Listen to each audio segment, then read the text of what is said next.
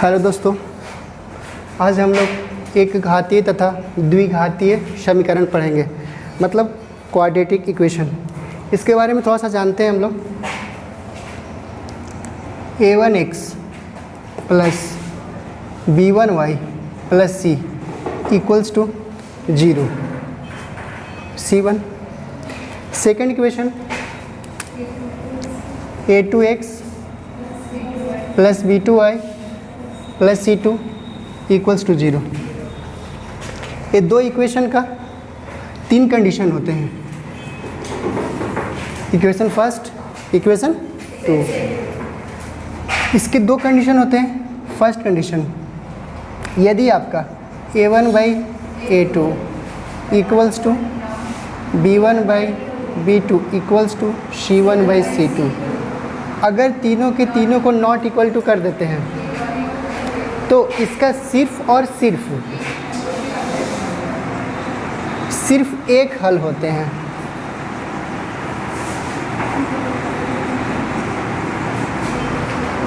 समझ रहे हैं? सेकेंड इक्वेशन, यदि आपको a1 a2 equals to b1 by b2 equals to c1 by c2, तीनों का तीनों यदि इक्वल है तो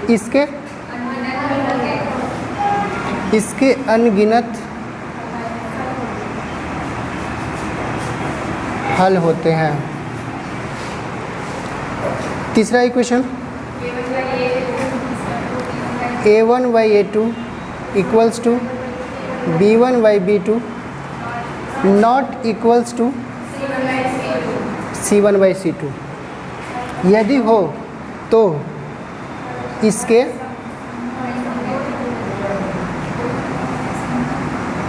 कोई हल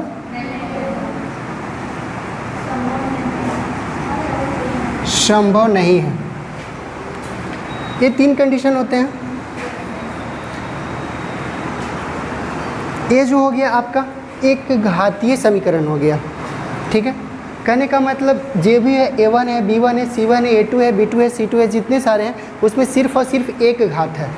तो आपको इसको एक घातीय समीकरण बोलते हैं। द्विघातीय समीकरण कहने का मतलब ये हुआ कि इसका दो घात होगा, जैसे ax square plus bx plus c equals to 0। इसको दो घातीय समीकरण बोलते हैं। इसमें जो होता है, इसका x का वैल्यू निकालते हैं, तो x का वैल्यू जब निकालते हैं हम, तो इसमें minus b plus minus root over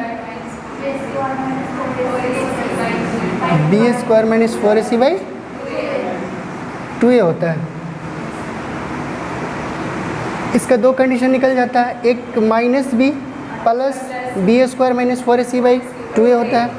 second होता है minus b minus B square minus 4ac by 2a होता है। मतलब इसको बोल सकते हैं कि x1 अगर आपको निकालना है तो minus b plus root B square minus 4ac by 2a होता है। और यदि आपको x2 निकालना है, minus b minus root over B square minus 4ac by 2a होता है। क्लियर है? इसमें दो मूल होते हैं जिसको हम लोग अल्फ़ा और बीटा जो होते हैं, आपके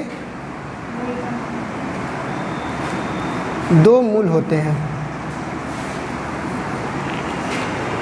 इन्हीं दो मूलों से हम लोग फिर से द्विघातीय समीकरण मतलब क्वाड्रेटिक इक्वेशन को निकालते हैं। तो अब हम लोग सीखेंगे कि दो मूल से क्वाड्रेटिक इक्वेशन को कैसे निकालते हैं। पहले हम लोग सीखेंगे कि दो मूल से दो मूलों का वैल्यू कैसे निकालते हैं, उसके बाद फिर उल्टा जाएंगे, मतलब दो मूल का वैल्यू से क्वाड्रेटिक इक्वेशन कैसे निकालते हैं। तो देखिए,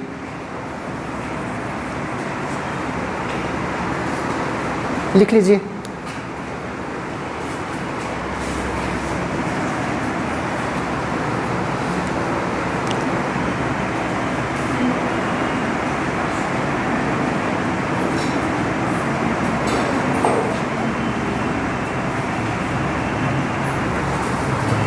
लिखिए स्टूडेंट, कोई दिक्कत? ऐसा नहीं बोल सकते हैं आप लोग, ऐसा कुछ नहीं है। जो भी प्रॉब्लम हो आप लोग बोलिएगा कहाँ पे प्रॉब्लम हो रहा है। हम लोग दो इक्वेशन निकालते हैं, A1 A2 B2। इस पे क्वेश्चन बनाएंगे हम लोग, तब आपको ज़रा समझ में आएगा कि इस कंडीशन को आखिर हम सेटिस्फाई कहाँ पे करते हैं। ओके, जब हम लोग प्रॉब्लम इसकी बेस्ट करेंगे तो चलिए अब हम लोग अल्फ़ा और बीटा के बारे में जानते हैं। अल्फ़ा और बीटा दो मूल हैं। अभी हम लोग एक को x1 माने थे, दूसरे को x2 माने थे। इसको हम लोग एक को अल्फ़ा ही मान सकते हैं, दूसरे को बीटा ही मान सकते हैं, कोई प्रॉब्लम है नहीं। तो आप इसको ऐसे भी लिख सकते हैं कि अल्फ़ा बराबर -b plus √b² minus 4ac/2a। एक चीज़ हमेशा याद रखिएगा, ये जो 2a होता है पूरा में होता है -b plus minus √b² minus 4ac। कुछ स्टूडेंट सिर्फ और सिर्फ ऐसे लिख देते हैं, ठीक है, जो गलत है। ये पूरा में बटा होता है। और आप बीटा को लिख सकते हैं -b minus √b² minus 4ac/2a। अब अल्फ़ा और बीटा आपके दो क्या होते हैं? मूल होते हैं। तो अल्फ़ा और बीटा का योग क्या होता है? इसका -b/a। आप इसको दूसरे शब्दों में ये भी बोल सकते हैं कि x का कोफिशिएंट माइनस x का कोफिशिएंट बाय x स्क्वायर का कोफिशिएंट। आप देख लीजिए, जो आपका क्वाड्रेटिक इक्वेशन है, दो घातीय समीकरण जो है ax² plus bx plus c है। तो आपको x, पहले x का कोफिशिएंट को देखते हैं। तो x का कोफिशिएंट कितना है आपके पास? b है। x² का कोफिशिएंट कितना है? a है। तो देखिए x का कोफिशिएंट b और x² का कोफिशिएंट a, और इसके पहले माइनस लगा हुआ था। माइनस होता क्यों है इसको हम लोग थोड़ी देर में प्रूफ करेंगे। ओके, क्योंकि क्वाड्रेटिक इक्वेशन में, द्विघातीय समीकरण में हमेशा जो इक्वेशन होता है ax² bx प्लस क्या होना चाहिए? पॉजिटिव होना चाहिए। टोटल सब का सब पॉजिटिव होना चाहिए। अल्फ़ा इंटू बीटा मूलों का गुणनफल c/a, इसको हम लोग लिख सकते हैं without coefficient of x and coefficient of x²। Without coefficient of x और कोफिशिएंट ऑफ x²। तो विदाउट कोफिशिएंट ऑफ x, जहाँ पे x का यूज नहीं किया गया हो, तो कौन सा ऐसा इसमें वैल्यू है जिसमें x का यूज नहीं किया हो? c। तो c लिख दिए। कोफिशिएंट ऑफ x² का कोफिशिएंट कितना है? समझ रहे हैं? तो alpha into beta, alpha plus beta. अब अल्फ़ा इंटू बीटा और अल्फ़ा इंटू बीटा मतलब मूलों के योग और मूलों के गुणनफल से हम लोग क्वाड्रेटिक इक्वेशन को निकालेंगे, द्विघातीय समीकरण को निकालेंगे। तो देखिए इसका क्या होता है? x² minus alpha plus beta into x plus alpha into beta बराबर 0 होता है। इससे आप मूलों का योग और मूलों का गुणनफल को यूज़ करके आप क्वाड्रेटिक इक्वेशन को निकाल सकते हैं। तो देखिए हम लोग क्वाड्रेटिक इक्वेशन कितना था? ax² plus bx plus c था, ठीक है। तो इसको x² को तो x² छोड़ दीजिए, माइनस अल्फ़ा प्लस बीटा का वैल्यू कितना था? गुड, माइनस b/a इंटू कितना? x plus c/a equals to क्या? 0। हम लोग इसका एलसीएम भी निकाल सकते हैं। लेकिन आप अगर एलसीएम ना निकालो तो ज़्यादा बेटर है, क्योंकि सब में आप एक से क्या कर दें, गुना कर दें। आपका जो राइट साइड है, अगर इसमें अगर आप ए से गुना कीजिएगा तो कोई फ़र्क नहीं पड़ने वाला है, लेकिन अगर आप एक्स में अगर ए से गुना कर दीजिएगा तो कितना वैल्यू हो जाएगा, good, x square minus of minus कितना बी एक्स हो जाएगा, ठीक है, प्लस सी इक्वल्स टू 0। अब आपका माइनस और माइनस कितना हो जाएगा, plus A x square plus B x plus C equals to 0। देखिए हम लोग प्रूफ कर दिए, समझ गए। कहने का मतलब कि आप x square minus alpha plus beta मूलों का योग इंटू मूलों का गुणनफल से भी हम क्वाड्रेटिक इक्वेशन को निकाल सकते हैं, और क्वाड्रेटिक इक्वेशन से हम मूलों का योग और मूलों का गुणनफल निकाल सकते हैं। कहने का मतलब परस्पर दोनों एक दूसरे का क्या है, समानांतर है, मतलब उससे उसका वैल्यू निकाल सकते हैं और उससे उसका वैल्यू निकाल सकते हैं। लिख लीजिए, हो गया। चलिए देखिए, नेक्स्ट हम लोग 3 कंडीशन और पढ़ेंगे, ठीक है। 3 कंडीशन में कौन कौन पढ़ेंगे ये देख लीजिए।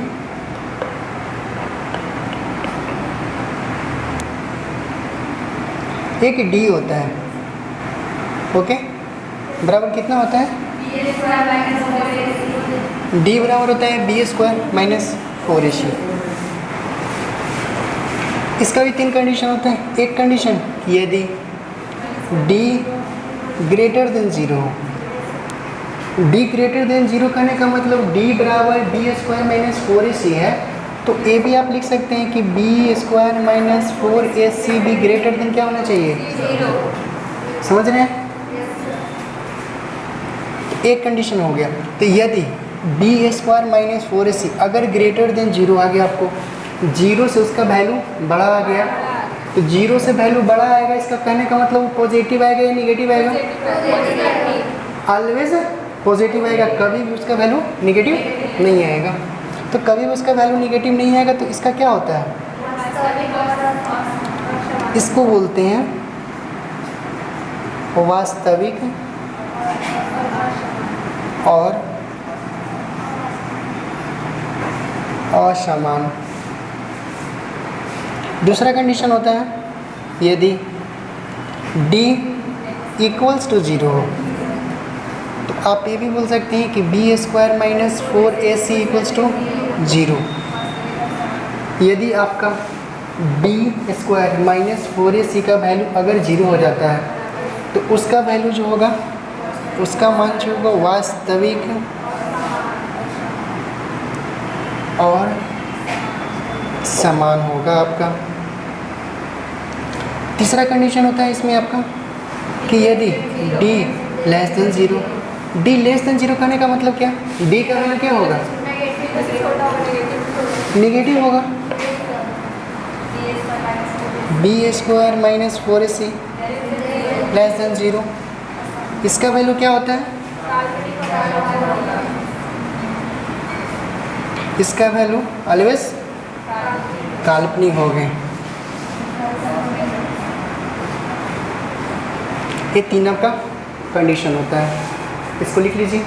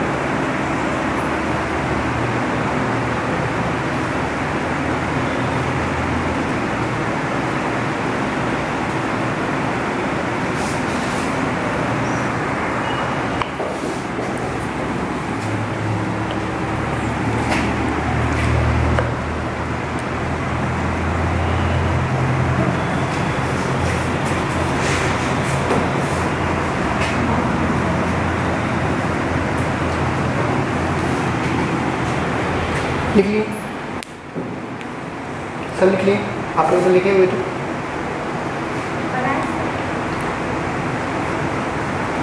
ये दो क्वेश्चन को बनाना है, कैसे बनाइएगा?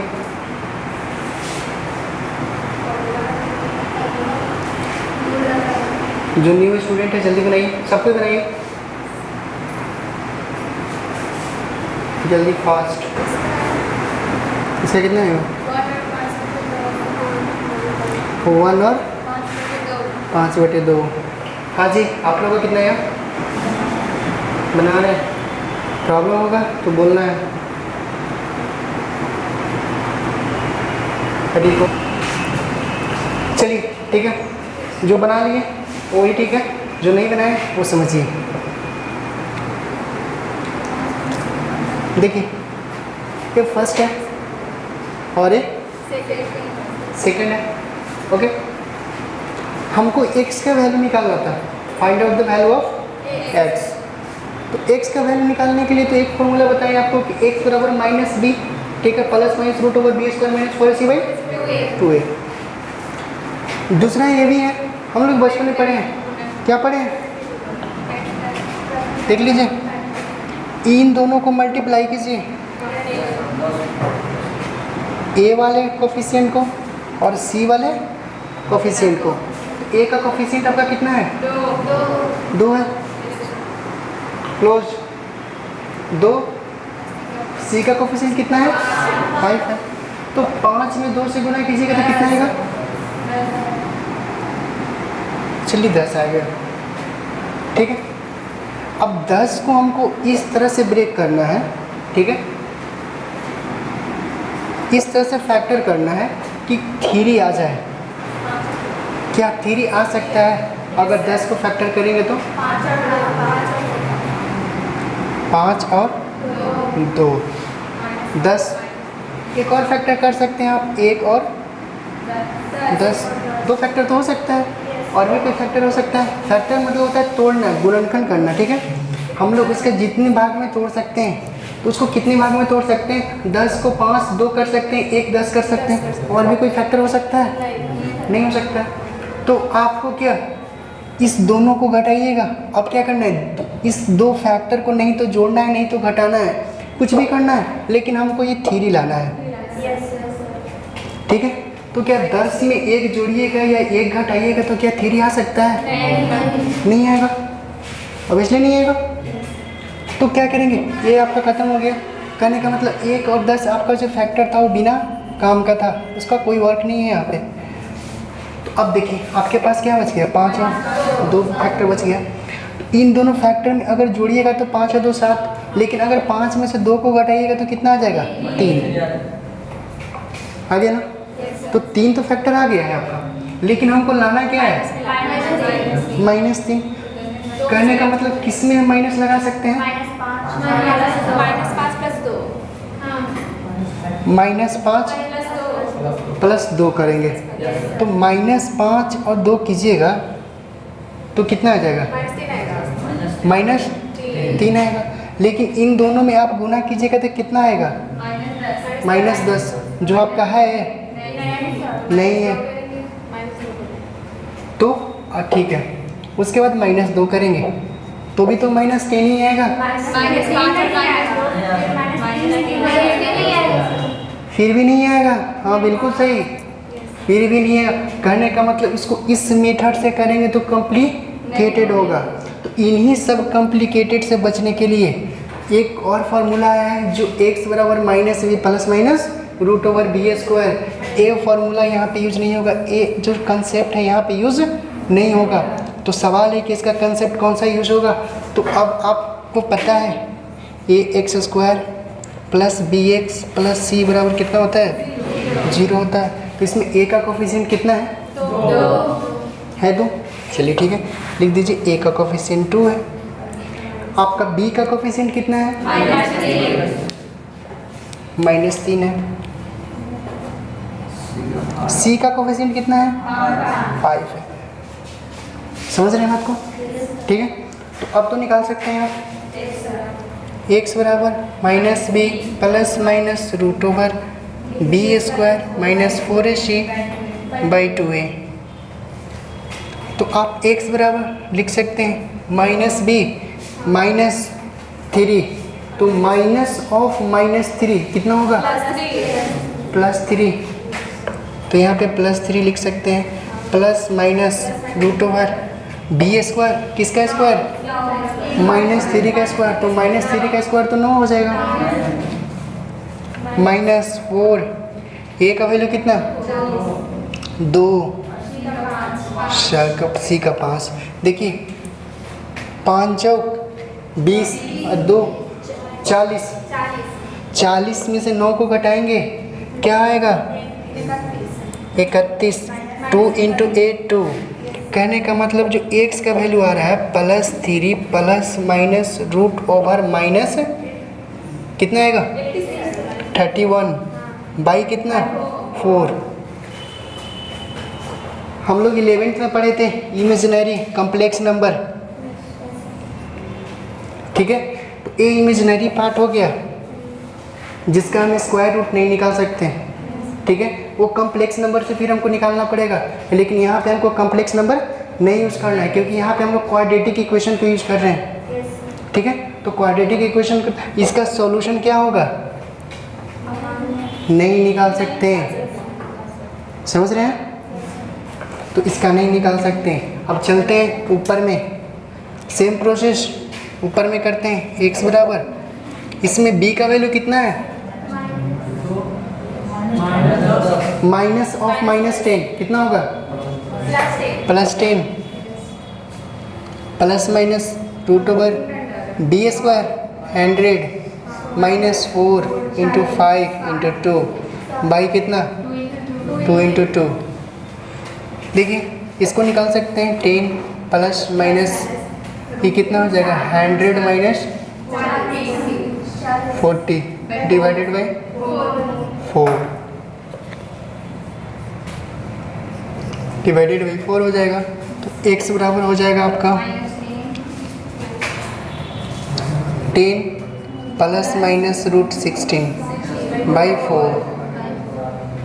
16 को लिख सकते हैं 10 प्लस माइनस 2√15 बाई 4, ठीक है। 15 × 4 लिखेंगे ना, तो 4 को क्या करेंगे? वर्क करेंगे। तो 4 का वर्क क्या होता है? 2 होता है, तो 2 से काट देंगे तो फाइनली आपका 5 प्लस माइनस √15 बाई 2, और ये आपका क्वाड्रेटिक इक्वेशन का आंसर हो गया। इसका x का 2 वैल्यू हो गया, एक प्लस में हो गया, एक माइनस में हो गया। तो आप इसका वैल्यू निकाल सकते हैं लेकिन इसका वैल्यू नहीं निकाल सकते हैं। Write down.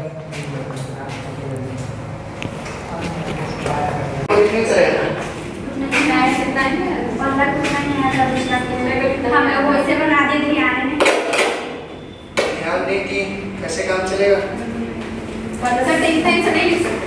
कितना? दूसरा का -33 ना, -31 ना। हाँ यही आंसर होगा। कभी कभी एग्जाम में डायरेक्ट देता है, कुछ प्रॉब्लम?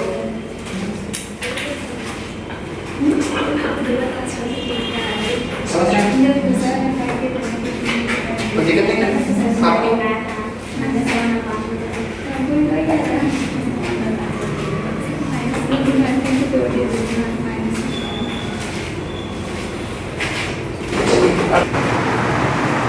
मना? चलिए देखिए इसको क्या कर सकते हैं, फिर वही फंडा। x स्क्वायर का कोफिशिएंट कितने हैं?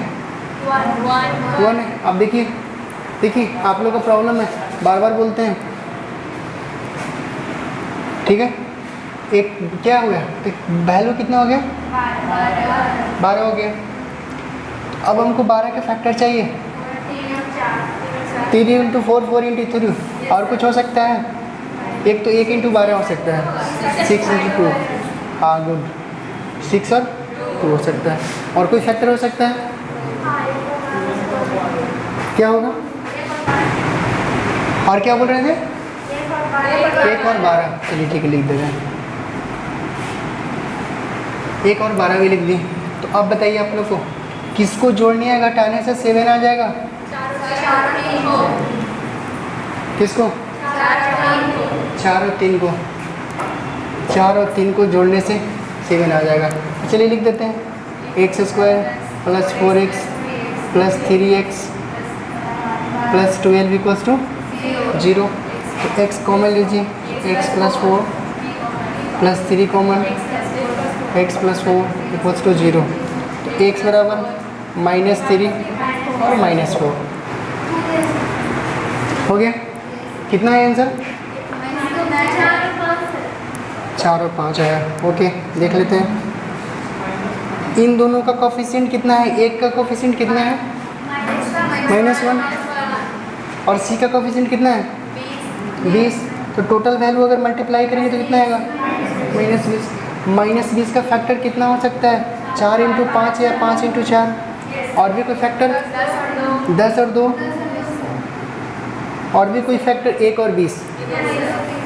और तो कुछ नहीं हो सकता? नहीं हो सकता। चलिए, तो अब देखिए इन दोनों में से किसको जोड़ने के बाद या घटाने के बाद 1 आ जाए? 4 और 5 आ जाए। तो कहने का मतलब इसका कहानी खत्म। इसको यूज नहीं करेंगे हम लोग। यहाँ पे इसको मिटा देंगे और यहाँ पे इसको मिटा देंगे। चलिए, तो अब देखिए, और ये अगर माइनस है तो कहने का मतलब दोनों में से किसको माइनस यूज करेंगे हम लोग? -5 को ना, -4 को यूज करेंगे, क्योंकि -4 में से 5 जाएगा तब तो क्या बचेगा?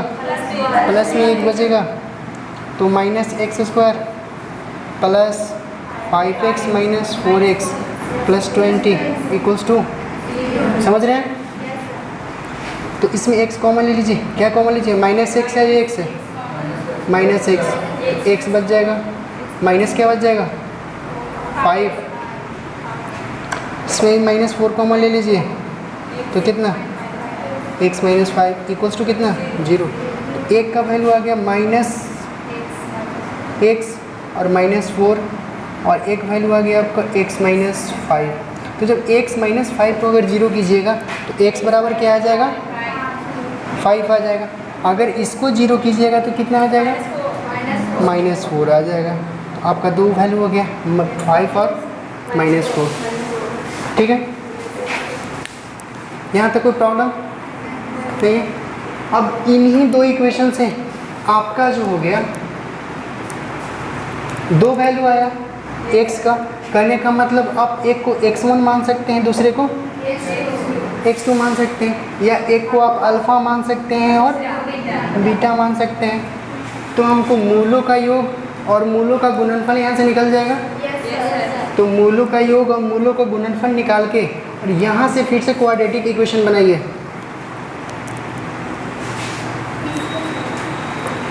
आपका क्या आया? वैल्यू फर्स्ट में क्या? -3 और -4 आया। ठीक है, तो -3 और -4 आया। तो x अल्फ़ा का वैल्यू कितना हो गया? -3। बीटा का वैल्यू कितना हो गया? -4।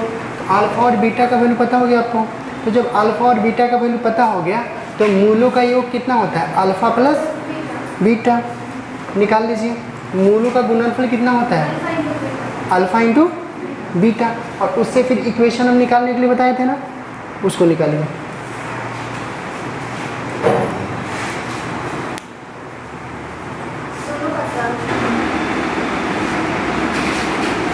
इतना ही कर रहे हैं आपको कि अल्फा है और ये बीटा है।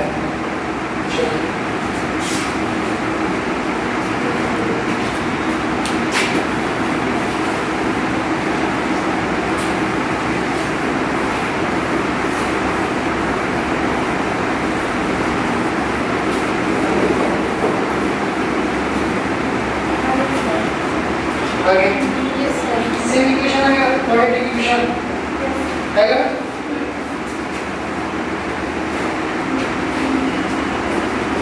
ठीक हो नहीं है आपको? नहीं आया? ओके, नहीं आया। चलिए ठीक है, हम बनाते हैं। आप लोग का नहीं पक्का?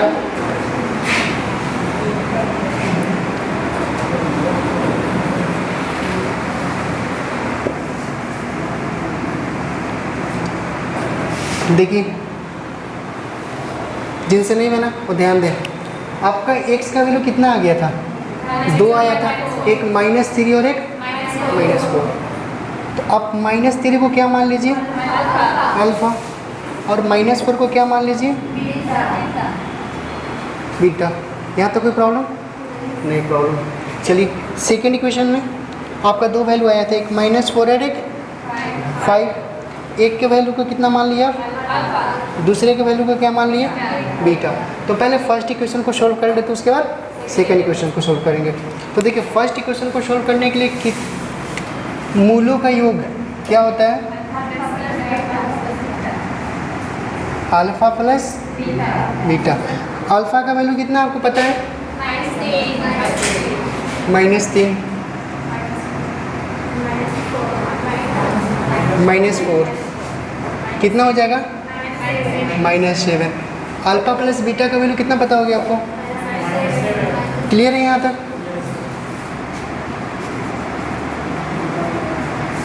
मूलों का गुणनफल अल्फ़ा इंटू अल्फ़ा का वैल्यू कितना है, -4, कितना आ जाएगा, 12 आ गया। इस लाइन तक किसी को प्रॉब्लम नहीं है। तो फिर बताइए इक्वेशन क्या था, क्वाड्रेटिक इक्वेशन, मूलों का योग और मूलों का गुणनफल में हम क्या बताए थे, x² minus alpha plus beta x plus alpha into beta equals to 0। Okay, तो आप इसमें वैल्यू को पुट कर दीजिए। आपका वैल्यू कितना है, x² है, x² minus alpha plus beta, alpha plus beta का वैल्यू कितना है, -7, तो -7 इंटू कितना, x plus alpha into beta 12 equals to 0। x² plus कितना, माइनस माइनस कितना हो जाएगा, प्लस। आपको ज़्यादा दिक्कत हो जाएगी, ठीक है ना, minus minus plus x plus कितना, 12 इक्वल्स टू 0। देखिए हम क्वाड्रेटिक इक्वेशन से अल्फ़ा और बीटा का वैल्यू निकाले थे और फिर अल्फ़ा और बीटा से क्वाड्रेटिक इक्वेशन निकाल लिए, ठीक है, समझ में आया। जब समझ में आ गया तो सेकंड खुद से बना लीजिए, ये आपका होमवर्क रहा। अगर आप समझ गए तो ये आपको होमवर्क रहा।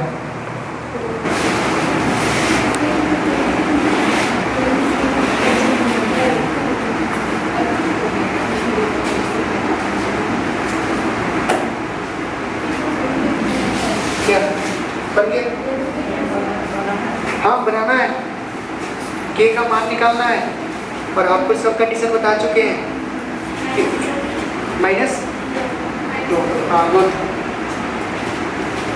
आप कंडीशन देखिए जो हम पढ़ाए थे सबसे फर्स्ट में कंडीशन बताए थे ना, उस कंडीशन को देखिए। क्वेश्चन क्या था, 4x plus ky equals to 11, 2x minus y equals to 3। ये इक्वेशन फर्स्ट है और ये इक्वेशन सेकंड है। इन दोनों इक्वेशन से हमको k का मान निकालना है, इस k का वैल्यू निकालना है और k का वैल्यू निकाल के हमको ये दिखाना है कि इसके जो है सिर्फ और सिर्फ केवल एक हल होंगे। तो सिर्फ और सिर्फ एक हल होंगे। क्या हम कंडीशन बताए थे आप लोग को, कंडीशन क्या बताए थे, a1/a2 b1/b2 c1/c2। आप दो ही से चेक कर सकते हैं, तीसरा का ज़रूरत भी नहीं है, ठीक है। तो a1/a2 नॉट इक्वल्स टू, समझ रहे हैं, तो समझ रहे हैं। तो 4 का जो है a1 में कितना वैल्यू है, 4। a2 का वैल्यू कितना है, 2। नॉट इक्वल्स टू कितना, k/-2। ठीक है, यही होगा ना। सॉरी k इक्वल्स टू -1 हो जाएगा। ठीक है, कितना कट जाएगा 2। ठीक है, तो k क्या हो जाएगा नॉट इक्वल्स टू -2। कहने का मतलब k नॉट इक्वल्स टू -2 में इसका केवल और केवल एक ही हल होंगे, एक से ज़्यादा नहीं। तो यही आपका सॉल्यूशन हो गया।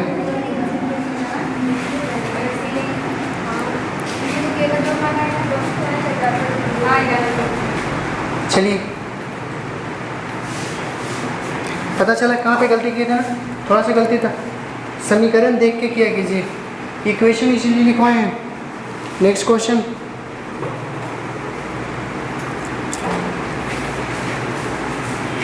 लिखिए। यदि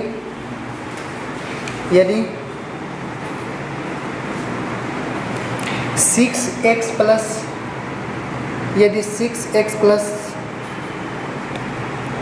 9x इक्वल्स टू 12, यदि 6x plus 9x equals to 12 तथा kx plus 3y equals to 4 हो तो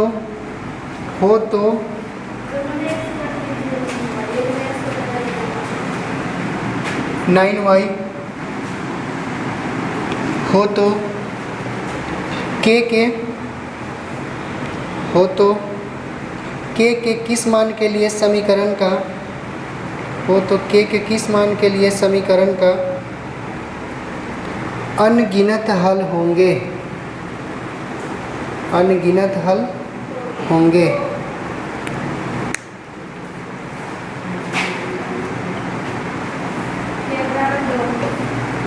के बराबर ओके।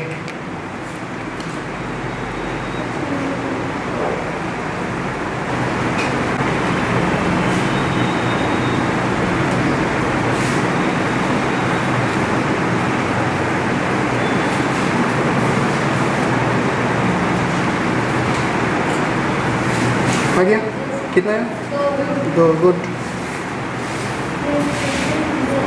आप नॉट इक्वल्स टू फिर कहाँ से किए? k के अनगिनत हल के लिए क्या होना चाहिए?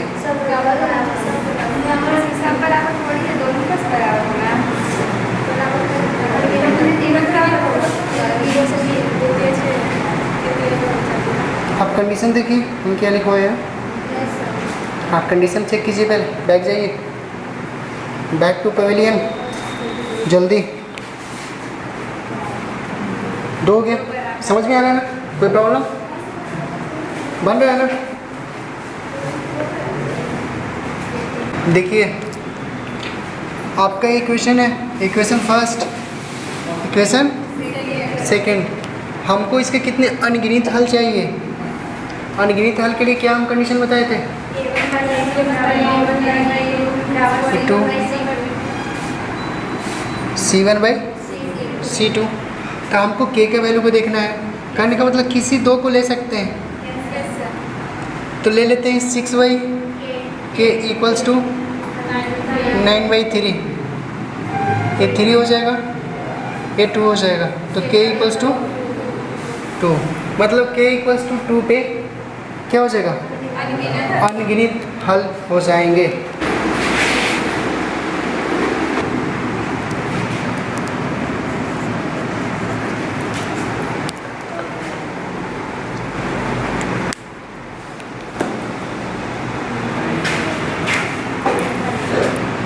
देखिए क्वेश्चन को एक बार रिपीट करते हैं। x - 1 बहुपद x to the power 4 plus x to the power cube minus 5x² plus 11x -8 का बहुपद x to the power 4 plus x to the power 3 minus 5x² plus 11x -8 का एक गुणनखंड है। सेकंड नंबर लिखिए question, homework. Second number question homework. यदि 3x + 7 equals to x square plus n equals to 7x + 5 हो तो m का मान क्या है? ये दो आपका होमवर्क हो गया।